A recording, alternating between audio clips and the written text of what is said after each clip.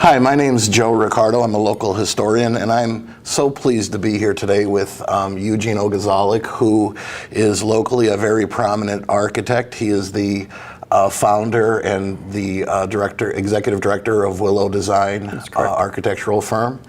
And he is also a veteran of the Vietnam War. He served with the Marine Corps and was wounded in action. Gene, welcome. Nice to be here, thank you. We're here to talk about the Vietnam War, and it's an opportune time. As you know, Ken Burns, the legendary award-winning film director, has finally finished his 10-part series on Vietnam, which will air this October. And I know locally there are many events organized around the debut of the documentary, and I think it's a good time to do an interview like this. They say, Gene, that historians have said that we are in the sweet spot of history with Vietnam because we're 50 some odd years away from the war where we can examine it from a very objective, impartial manner.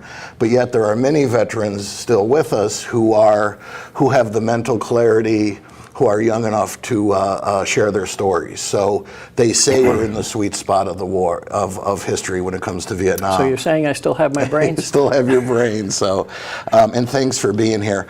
You know, we've both read the Stanley Carnell book on Vietnam, and Carnell, he has a quote at the very beginning from Publius Tacitus, the great Roman orator and lawmaker, saying, they made a desert and called it peace. Did we do that in Vietnam?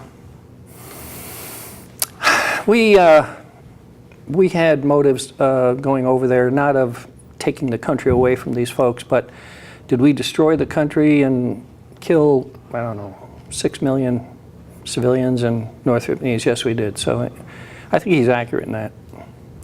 He goes on to say that the Vietnamese population resented the force unleashed on it more than it feared the enemy it was allegedly being saved from. That we did more damage than good. Yeah, I read the book a couple years ago, and I was just looking at it in preparation for today. And the Vietnamese people are fiercely independent. They're very much nationalists. And McNamara admitted to that mistake. He said he didn't realize the nationalism that they had. However, the threat of communism at that time was just so profound that we went in there presumably to stop communism. Essentially what we were doing was preventing these fiercely nationalistic people from just having their own country, because they don't want to be part of China, they didn't want to be part of any place except have their own country. You know, when you look at it, McNamara said his biggest mistake was realizing that this was a civil war, and it was very much a revolutionary war. Of course, we were caught up. We sort of had the blinders on with the anti-communism, the domino theory. But when you look, when we did pull out, you had the tragedy not only of Vietnam, but Cambodia with the Khmer Rouge, Laos. I mean, so there was somewhat of a domino effect. That can't be denied, honestly and truly. The genesis of the whole problem was it the Geneva Accords of 1954 that divided Vietnam at the 17th parallel, right where we had the DMZ. And then Truman elected, when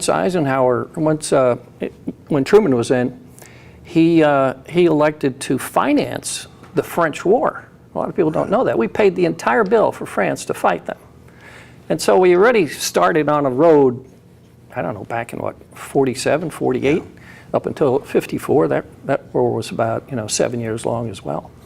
So that's where it started, and we picked it up. There were a lot of atrocities committed by the North Vietnamese people on the South.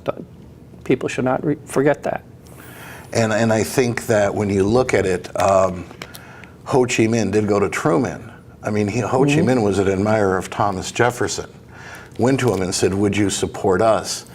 I think, if you look at the Vietnamese, they had spent 2,000 years resisting China. Then the French. We had people in our State Department. I'm thinking about David Halberstam's the best and the brightest. Sure. He talks, we had people in our State Department saying, what are you guys doing? You don't want to get involved with this. You don't want to touch this. I mean, this will break us. And they were driven out largely because of McCarthyism. You know, the feeling was, you know, we had lost China. Now, you know, were we going to lose Vietnam? And anybody that had any type of sensibility that was saying, you know, I would be cautious, really had their career ended. And the Hawks just took over. And Well, there was also a great motivation for us financially from the military-industrial complex that Eisenhower warned us about. You know, that took over when Kennedy was assassinated. Johnson reversed Kennedy's mandate that we would have all the troops out by, I think, November of '65, something like that.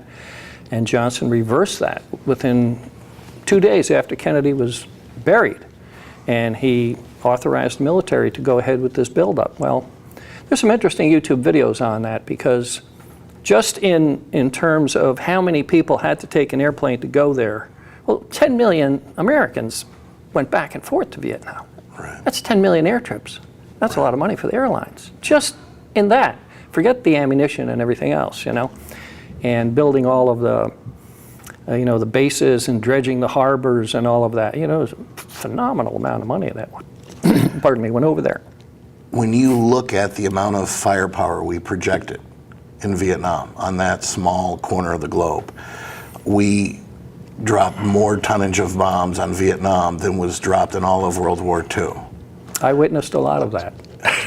And yet, after 1966, you know, we're dropping these bombs to prevent North Vietnamese troops from infiltrating, both troops and supplies. But yet, after 1966, more than 100,000 North Vietnamese were able to infiltrate. The bombing had very little effect, studies showed. But yet it did build up a lot of resentment against the Americans. I mean, when you look at not only the direct bombing, but the napalm, and the question becomes, you know, again, did we do more harm than good? Did we commit atrocities? Was this a war crime? Was this a crime against humanity that possibly Johnson or Nixon should have been held accountable for? Well, in terms of firepower, I was with the 3rd Battalion, 4th Marines India Company. And a battalion is about 1,200 men. And we were right on the DMZ. I mean, literally on the edge of the DMZ. So every squad has to man a foxhole. And actually every fire team, every 4 men have to have 1 foxhole manned during the night. And so you would take 2 2-hour shifts. You would be in the foxhole. I'd be in there from 5 till 7, then 4 hours later I'd be in there from 1 till 3, I think. So and Vietnam is so close to the equator that it gets dark at 6 o'clock, like regularly all year long. Well, the B-52 bombing runs would occur every night in the DMZ. So you'd be sitting there looking at the DMZ across the Ben Hai River at the mountain, very much like our valley here, about the same geography as our valley, up around Archibald especially. And I tell you, witness a B-52 bombing range. It sounds like a freight train is coming. You can hear them falling. And when they hit, you see the flash, I mean a roar of flashes, just a continuous flash. And then you have the shock wave that comes by you, because you're about 4 miles away from where these things are hitting. The ground trembles like an earthquake, and the shock wave is amazing. And so every night, and they wouldn't have the B-52 bombing raids in the south. There's just too many Marines around, you know, but over there it's only North Vietnamese. And then also during the night, you would have Phantom jets, a pair of Phantom jets go in their strafing runs. It would be napalm, high explosive, and 20 millimeter cannon. And it was like a circus. It was just amazing. And then one night, I don't know how big a bomb, it had to be a couple 1,000-pound bomb. I'm sitting there and I see this orange glow ahead of me. And I knew it was a bomb, and I'm waiting for the sound to come by. And the concussion that came by was just the most amazing thing. And you know, I looked over to the next foxhole 30 feet away. I said, what in the was that? It's crazy stuff. And of course, we got mortared, every other day.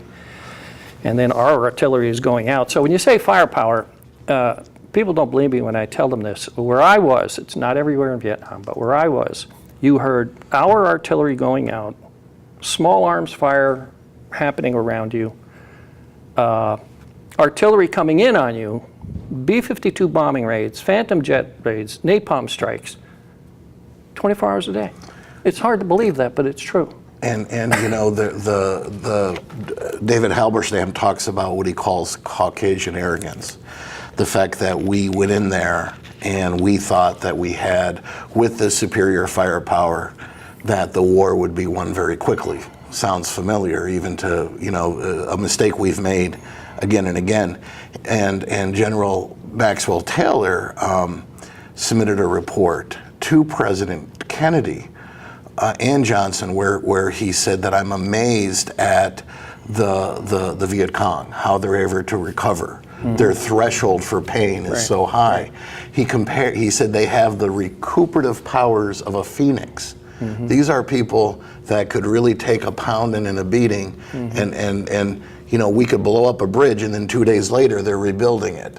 And you talked about the loss of life in Vietnam and the fact that just in the American phase of their battle against us, they lost 3-4 million civilians, and they were prepared. Ho Chi Minh said, you could kill 10 of us for every one of mm-hmm. every one of you that we kill, but we'll wait you out. And they just had this tremendous threshold for pain. And I don't think we were prepared to fight a war of attrition. We had to kill people to win this war. It wasn't about capturing land. No, you're absolutely right. The mission of the Marine Corps at the DMZ was to interdict people and supplies from coming through the DMZ. And the DMZ, where I was, that's the narrowest part of Vietnam. It's only like 45 miles wide. And so we managed to really kind of stop them. And there's only a few areas in that 45 miles that they can really come through, because on the western side it becomes really mountainous, so there's a few areas that they can sneak. But most of it came around through Laos. So we had all these fire bases across that 40-mile strip, but really no fire bases on the Laotian border. Do you follow me? So they mm-hmm. just went around the Marines. However, nevertheless, we had almost continuous contact with them. They harassed us all the time, ambushed our convoys, tried to capture Camp Carroll on a number of occasions. But one point interesting, I go to a reunion of about 12 Marines every other year. This year they have it in California. I usually go to the one here in Pensacola. So the last reunion, or a couple years ago, I met our lieutenant of my platoon. Spalding White was his name. And a very severe looking guy, very professional, and he came into the restaurant and greeted us, and we were talking. He said, if we didn't get out then, we'd still be there. Yeah. And that was absolutely true. We had to stop it somehow. The best example of that is in 1968, at the Tet Offensive, they tried to capture Camp Carroll, and I was wounded in the battle that prevented them from capturing Camp Carroll. Camp Carroll is the biggest Marine artillery base on the DMZ. That was 68. Well, in 72, they had another offensive on Camp Carroll. All they did was wait for the 12-year-old kids to become 16, and they had another army. Yeah. You mentioned the Tet Offensive, which was the New Year offensive in '68. That seems to be the point where historians agree that America really began turning against the war or doubting the war. Yeah, that's you had Walter Cronkite, the most trusted man in America, come out and say, "Hey, this isn't all adding up." Do you remember, Gene? You were 19, I believe, when you were drafted, correct? I was not drafted. I joined when I was 17. When you were 17.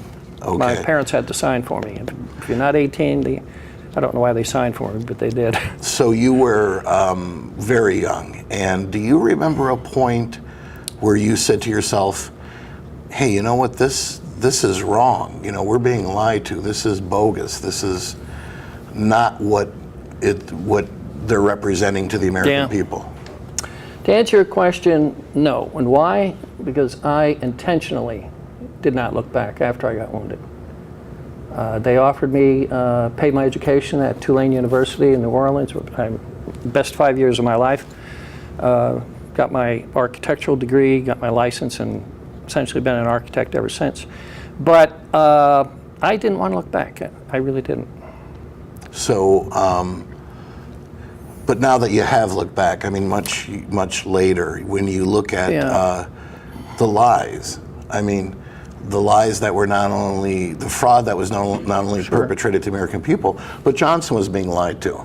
Because in a sense he wanted to. Right. I mean, there was really a conspiracy, an organized attempt to withhold the true facts from the president, from the congressional leaders, and from the American people. And it was directed at the highest level. We're talking McNamara, Walt Rostow, we're talking McGeorge Bundy, Dean Rusk. Yep. Well, I think the book that talks about that a great deal is A Bright Shining Lie. And that is fabulous, very depressing reading, though. It's exactly what you're talking about, especially for somebody who was there, now to see in print that, you're essentially sacrificing American lives and, you're telling lies about what's going on over there, The Marines did a great job over there, in terms of, completing their mission of stopping people from coming down. Of course, we couldn't stop them all, but we're very proud of what we did during a difficult time. I'm not going to regret anything about Vietnam, I'll be quite frank with you. I admire the North Vietnamese Army. We didn't fight the Viet Cong. The Viet Cong were quasi-civilian, black pajamas, that kind of thing, and they were farmers during the day and enemy at night. We didn't have that problem. Where we were in Vietnam, there's an east-west main highway. It's Highway 9. It's called QL9 for some reason. And that's 40 miles, and it goes from Laos to Dong Ha on the coast. And I was literally wounded on Route 9, about 30 feet away from it, but on Route 9. Well, every civilian north of that road, and there's about 5 miles between Route 9, or maybe 7 miles between Route 9 and the DMZ, and every civilian in every village was evacuated and pulled south of Route 9. So that was a free fire zone. And all the artillery crews were given orders that they had to fire. And these are Marine artillery. And this is why I was telling you that these rounds are going off all the time. They were told that they would have to fire like 1,200 rounds, or whatever the number is, I forget what the number is. But a substantial number of rounds that they would have to fire, and they would have to pick the targets in this free fire zone. So I'm talking with an artillery officer at one of the reunions in Savannah. He said when he got done with his, duty time with the artillery crew, and he handed it over to the next officer, he had no clue what that guy was going to fire at because he had already fired at everything. Right. And the countryside is just absolutely full of bomb craters, full. Yeah. It looked like the moon. Right. It was just amazing. B-52 bombs, they'll just tear up the whole place, Lyndon Johnson once said the generals come in to me in the morning and they yell bomb, bomb, bomb, and then they come in the afternoon and they yell bomb, bomb, bomb, and there was this belief that we could just bomb our way to victory, and in the end, that's really all that we had, and it just clearly didn't work. I mean, we really mischaracterized the enemy that we were facing. There was a feeling that Halberstam says in government it's always easier to go forward with a program that does not work than to stop it altogether and admit failure. That, we had already committed to Vietnam. And then, of course, Westmoreland, who I know you're no fan of. No, not at all. Westmoreland begins asking for more troops, and then we increased the bombing. And there was a point where Johnson, as we know, was trapped. I mean, physically trapped in the White House. And he admitted, we kind of have a tiger by the tail. We can't hold on to it and we can't let it go. What do? The only thing I could do is increase bombing.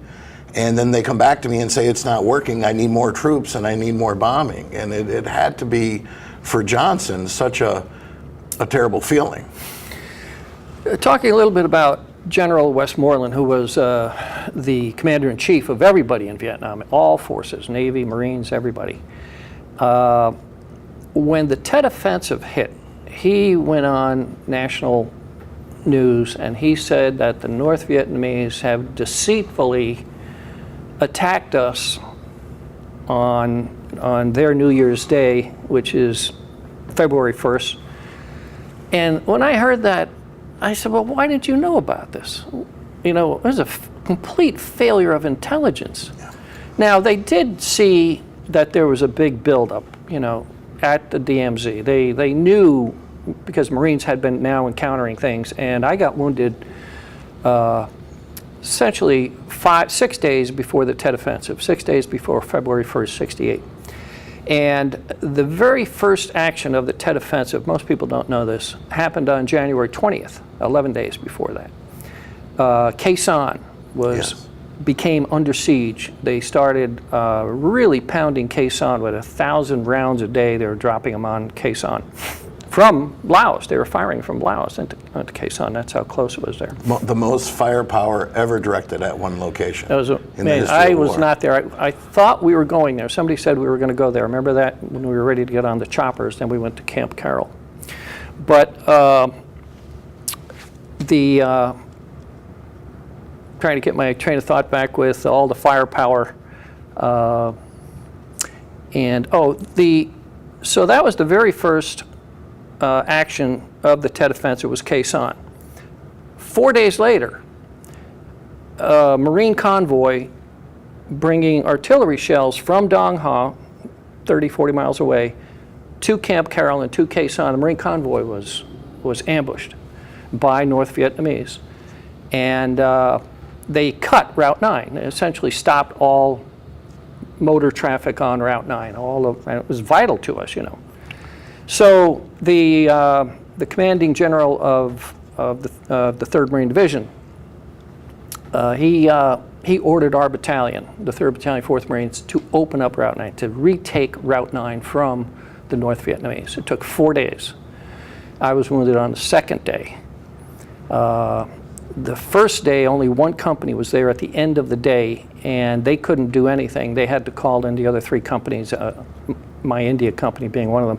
And I was one of the last to arrive at the site. And they couldn't drop me off the chopper at the site. They had to drop me off a mile up the hill inside of Camp Carroll. And I jumped off the chopper. I had never been to Camp Carroll, you know. Beautiful countryside, absolutely the most magnificent countryside you can see. And so I was ordered double time down the hill. Your company is down the hill at the tank, at the blown out tank. And so I double timed down the hill with a couple other Marines, and even before I got halfway there, I can see the mortar rounds falling, you know, and hitting the position. And so I would get down on my knees, wait for it to hit, you know, get back up, keep running. And got to the tank. Tank is blown out. 2 Jeep. The windshields are all shot out. And the lieutenant says, dig a foxhole over there and wait for the mortar rounds to stop. So I was digging a foxhole, and a mortar round landed right behind me. Immediately behind me. And then it hit me in the arm twice, in the knee, the ankle, and a piece of shrapnel punctured my skull. And interesting experience, to say the least. There were a lot of us that were wounded in that afternoon. And it took about an hour and a half to get me off the field. So it was a scene like you would see on TV. When they were dragging me off the field, some machine gun fire, I thought I was going to get shot. They had to put me down. And, you know, all 4 Marines got down, just waited for the machine gun fire to stop. They got up again and pulled me off the road, slammed me up against the tank, and then they left me there for about an hour. Nobody came by. I think they thought I was dead, you know, because I had all blood coming down my head and the whole thing. So we get better things to do. We'll see if he's alive later, you know. It's a true story. You know, when you look at it, they knew the terrain. It was their country. I mean, we had the advanced technology, the killing machines, but they knew the terrain. They knew the geography. They had the will to fight. They were literally fighting for their country. Right. Was there any sense? Did you get that sense when you were there? That, you know, hey, you know, these guys, they have certain advantages over us, even though we feel so protected with all this machinery. Oh yeah, yeah. There's no question about that.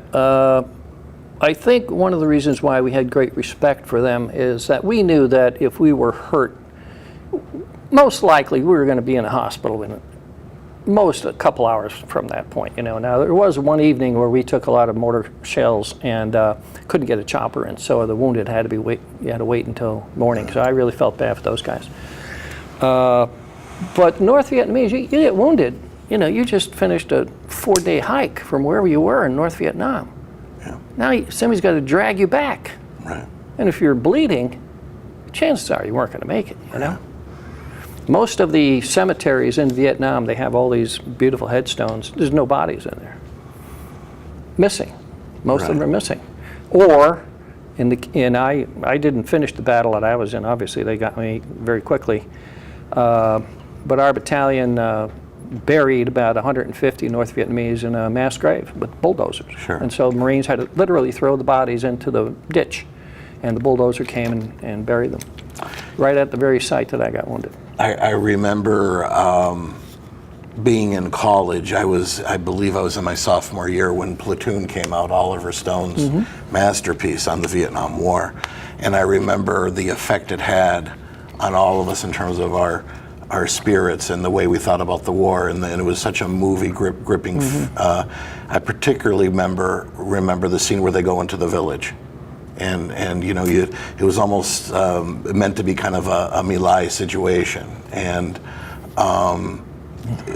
what did you think of when you saw Platoon? Was it? Well, I discussed Platoon with one of my Marines that I'm on the reunions with, and his name is John Blair, and he's alive and doing well. He's in Atlanta, and he was absolutely the most amazing guy. He was in 3rd Platoon. I really didn't get to know him until the reunions, but having known about him and so on, it's just amazing. So we discussed Platoon, and he thought Platoon was BS. He said it's not the way it was. And I have to agree with him. Now, you have to understand, I was only in Vietnam for 46 days when I got wounded. So in essence, I was like the guys on Iwo Jima, the landing boat hits, you jump off the boat, you get shot, you get put back on the same boat you got on, and that's your whole career. Right. Now mine took 46 days, but he was there 13 months. And he said it was just, that was all bullshit. Now the part of Platoon that I thought was extremely accurate, which raised the hair on my arms, was when they're going out on patrol at dusk. The scenery, the lighting, the vegetation, how everybody's lining up. Lock and load is the order, because you cannot have a round in your chamber inside the perimeter. You're in a combat zone, but they don't want any rounds going off accidentally. And so you can't have a round in that chamber. When you're in the foxhole, you can at night. You lock and load. That rifle is right in front of you, it's sitting in the foxhole, and it's mounted on a little bipod, and you're ready to go. But when you're going out, the order is lock and load. And you start walking out, and I tell you, I was on one ambush, we didn't see anything, and I was on one all-day listening post. You really don't know what's going to happen. That's the big fear. There's a real unknown. You don't know whether you're coming back from that or not, because you're only with like 15 guys. You're going out in the middle of nowhere. Now you hope your squad leader knows where he's going and knows how to get back. Do you follow me? You're walking into the darkness, essentially, of a jungle. Yeah. And you've got to stop at a preordained point that is overlooking a path. And he sets you up and he says, okay, the path is down here about 50 feet. Well, I can't see the path. He said, and on the ambush, you take 2 hours on, 2 hours off. So your buddy is in your spot, you go to sleep for 2 hours. You're not expected to stay awake all night long. The whole night. You're rotating on that ambush. But you also have to be extremely quiet, just in case somebody does come. But there I am on the ambush, and a Marine comes up next to me and he says, hey, Gene, do you want a beer? And he opens up, warm beer, opens up the top. Psh. Oh, I said, be quiet, be quiet. It's okay, here, take a beer. Well, let me ask you, you're, when you look at, from a political perspective, we get into the war, Just ZM. Now here's a guy who's a Catholic in a predominantly Buddhist country.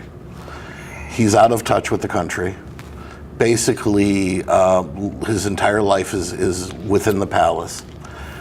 He and his family, tremendously corrupt, but yet we back him. Right. And he has his what's called the Strategic Hamlet program, which was a god-awful failure. Yeah. And we stick with him. Lyndon Johnson, as vice president, goes to Vietnam and compares him to Winston Churchill. Right. How could we get it so wrong, Gene? I mean, we're the United States of America. We have the CIA. We have the Pentagon. I mean, how could we just continuously get it wrong in Vietnam? I honestly don't have an answer for you on that. I think looking back, there was a lot of motivation to do what we did, and we used the people around us who helped get it done. Do you follow me? And he was in favor of the United States. He knew that there would probably, and I don't have any facts on this, but he probably got kickbacks like unbelievable, from all the stuff that's going on over there and all the money coming in, So it was one hand washing the other over there. But, people ask me these very in-depth questions about my political strategies on this whole thing. I was a private first class. That's second from the bottom. And that's all I did was get out as a private first class because I didn't have enough time in to get anything else. I think what happened with me, though, when the internet came on and I was able, I guess in the early 90s, late 80s, whenever it came on, that I was able to download the combat action reports of our battalion and any battalion for any month. Son of a gun, my name is in there. Joining that battalion. It's a day-by-day narrative of what everybody did. At the end of every month, the lieutenant colonel and the officers would have to submit their reports or go back in the rear, write them, have somebody type them. And then they're classified for like 25 years or something like that. When they became declassified is when they hit the internet. And Jesus, I remember that, day by day. I remember doing that. It's fantastic, But you mentioned the bright shining light, John Paul Vann. He was one of the leading lieutenant colonels who stood up and said, "Hey guys, in Washington, you're being sold a load of crap. We're losing this war." He and Fred Whalen and a couple other guys, and they were all dismissed. Yep. I mean, it ended their career because they told the truth. Yep. Well, I remember that passage in particular in that bright shining light. He actually had a meeting in the Pentagon, and he was waiting in the waiting room, and they canceled the meeting. He was there, and they canceled the meeting because they knew what he was going to tell them, and then it would be on record that he told them that, and so they didn't even want to hear it. That it was not going well. That the North Vietnamese and the Viet Cong were effectively fighting back and causing casualties and blah blah blah and disrupting the whole thing. So it was bad from the start, and only got worse. And there's the feeling that the South Vietnamese, of course, would, in a way, they had sunk their claws into us because we had to back them. Again, we were cornered. So the more they asked for, the more we had to give. I mean, we had really locked ourselves in a no-win position, and I think that there was this feeling that how could America lose a war? Mm-hmm. I mean, Nixon said, "I will not be the first American president to lose a war." Yep. So there's this feeling, America can't lose. You're absolutely accurate. We felt as Marines, we didn't want to be there. I have to be honest with you. Everybody talked about home. We talked about eating pancakes, when we were out on a break in the middle of a patrol. We all wanted to go back to the real world. We're all talking about how much time we got left there. But we did what we were supposed to do, and we were proud to do it. And it was still at a time in Vietnam where, at least in the Marine Corps, there was a great deal of motivation. Our training before we went to Vietnam was, they really stoked you up, to go over there and be a badass, Right. And so we were proud to do that. but it was very difficult, very far away from home. We all wanted to be home, but we weren't going to shirk our duty, you know. Right. However, later in the war, now I'm talking late 69, certainly 70, 71 to the end of the war, there's a YouTube video called The Silent Mutiny. And now Marines are gone. All Marine infantry battalions are out of there by November of 69, so it's only Army. Well, everybody in the Army wanted to get out of there. Nobody wanted to be the last man to die. Right. And they were disobeying orders and so forth. I can tell you unequivocally, we didn't disobey any order. You know, if we were told to go do something, we did it, you know, and there's no question about it. They estimated that with the Army, that in 1971, a third of our troops were taking drugs, whether it be marijuana, heroin, whatever, that they were actually taking drugs. Of course, incidents of fragging, which was actually killing Right. the commanding officer, Right.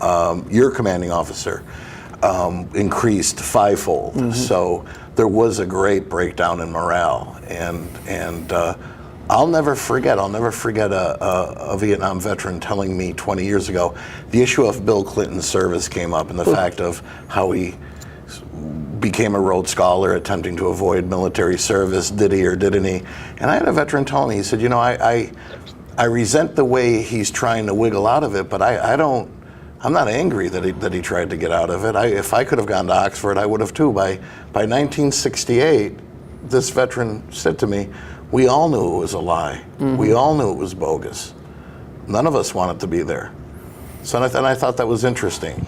Well, I think the number one gross unfair policy about the war was the college deferment. I elected to join the Marine Corps because I knew I'd get my education paid for. You know, my dad was a coal miner and then he became just a laborer, so we really didn't have any money. So I figured the Marines was going to give me an education, and they had a couple programs that I was interested, but I had to get to E4 first. I had to become a corporal first to apply. Well, I never made it that far, you know. However, I did get my education paid for, but in a method that I never thought I'd have to do, like spill blood on the ground in Vietnam, you know. But talking about Clinton, I am very upset with people who avoided the draft. They're cowards, that's what they were. I don't care what their position is. They're here in the United States. That was our policy. They needed people over there, you go. And I've done a lot of research about Clinton on the net and so on, and he was just absolutely But even if they weren't breaking the law, we're not talking about guys that went to Canada. That's one thing. Right. We're talking about somebody who used the legal system and said, you know what, I'm going to take that college deferment. And so they worked within the legal bounds. I mean, well, what Clinton actually did was, and there's a letter that's available on the net. The head of the ROTC program in University of Arkansas, when he graduated from undergraduate school, he was going to be drafted, because once you get out of undergraduate, you're eligible to be drafted, unless you go to high advanced degrees. And so there were no positions left in ROTC at Arkansas for him. And so they made a special position for him. And he signed a document that he would go to University of Arkansas ROTC. And he never showed up. Then he went to Oxford. And from what I heard, he really didn't do very much over there. And then by the time he came back, I think they had gotten rid of the draft. Or no, I know what happened. They had the lottery. The lottery came out, and he had a high number. And he snuck out of it by then. But he was being drafted before that. I don't want to spend too much time on this, but he was being drafted before that, before the number system came out. And in effect, legally, he wasn't let off the hook with this number system. Do you follow me? Because he had already been called. But he still got out of it. But Crazy stuff. Let's talk a little about Vietnam and politics, because the last 20 to 25 years, it's been a litmus test in presidential elections. Now, the amazing thing is, and I know that our mutual friend and hero, Dave Wenzel, always reminds me of this, there's never been a president of the United States that's been a Vietnam veteran. Not one Vietnam veteran actually made it to the presidency. Right. You had several run. You had John Kerry, you had John McCain. Right. Al Gore, but the Vietnam generation never produced a president, and or a president who was a Vietnam veteran. Does that surprise you? No, it really doesn't. You know, there's so few people, you know, who are really qualified to be president, and we won't even talk about who's president now, but I thought McCain had a chance, and I liked McCain for what he did. You know, when he was in the North Vietnamese prison camp, he refused to be released because he was offered release because his father was an admiral, and he said, no, I'm going to stay here. So that took a lot of courage, you know, because, I mean, life in a prison camp, I can't even imagine, especially in North Vietnam. But no, it doesn't surprise me about that. I'd have no disappointments about that, but... You know, it's interesting because I remember, I mean, obviously, to me it began with Dan Quayle, who was the vice president under Bush, and when Bush picked him, right. The fact that he had joined the Indiana National Guard became an issue. Then, of course, the boiling point was Bush-Kerry, because here you have, and I always said I've got to hand it to Karl Rove. I mean, it was genius what he did. Here's the guy who actually went to Vietnam, Kerry, gets beat on the Vietnam issue by George Bush, who was in the Texas Air National Guard. Right. And I'm sitting here, and you know, Vietnam has so ingrained in our political culture, and it's interesting just to see how it's played out. Even in the last election, Trump comparing his avoiding sexual transmitted diseases to going to Vietnam. I mean, Kissinger said, Henry Kissinger said, Vietnam is a ghost that will be with us forever. Mm-hmm. You know, it has compromised, it has destroyed the notion of American exceptionalism, right. The fact that we could always win, and it will be a thorn in our side. That's what Stanley Carnow talks about a great deal in the beginning of his book. I had a unique experience that I tell people on occasion.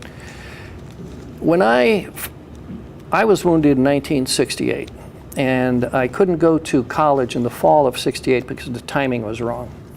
So I applied to Tulane University in the fall of 1968 on the early decision plan, and they accepted me. I had very good grades in high school, National Honor Society, the whole thing.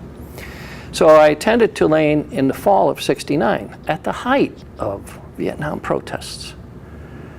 And in 1970, in the spring of '70, the campuses were closing down. There were so many protests. They didn't have final exams in my freshman year. They closed the campus down. There was such unrest.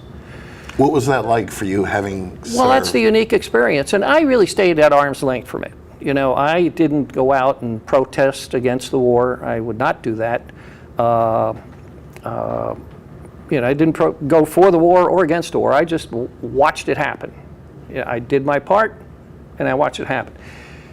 Now, the freshman year in the dorm, when I was relating my story, they ask you, hey, you went to Vietnam, you got wounded, what happened? You know, so you tell them.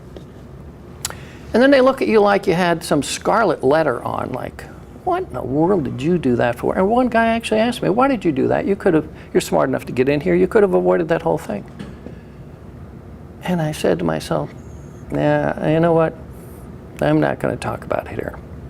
So I decided at that point, if somebody asked me, I would tell them briefly. No more in-depth discussions about Vietnam. None. Number one, I can't describe to them how difficult it was or what happened and the sacrifices made. And number two, they almost like, we really don't want to hear this, you know, don't tell me how hard it is, you know. So I said, all right, I'm not going to say anything anymore. And for the next 4 years, I spent 5 years at Tulane, and really only with my very closest friends did I talk about it. And so we had a reunion of my architectural classmates of the, I think, 30th reunion or 25th reunion of our graduating. And so we all got each other's email, and we're all sending, and so I sent them some stuff about me that I wrote about Vietnam, you know. They said, we didn't know that you did that. Well, I didn't tell you. I didn't, you know, nobody brought it up. I'm not going to bring it up. Yeah. But they're really amazed at essentially my experience, which is, exceptionally violent experience. I mean, I have a penetrating head wound.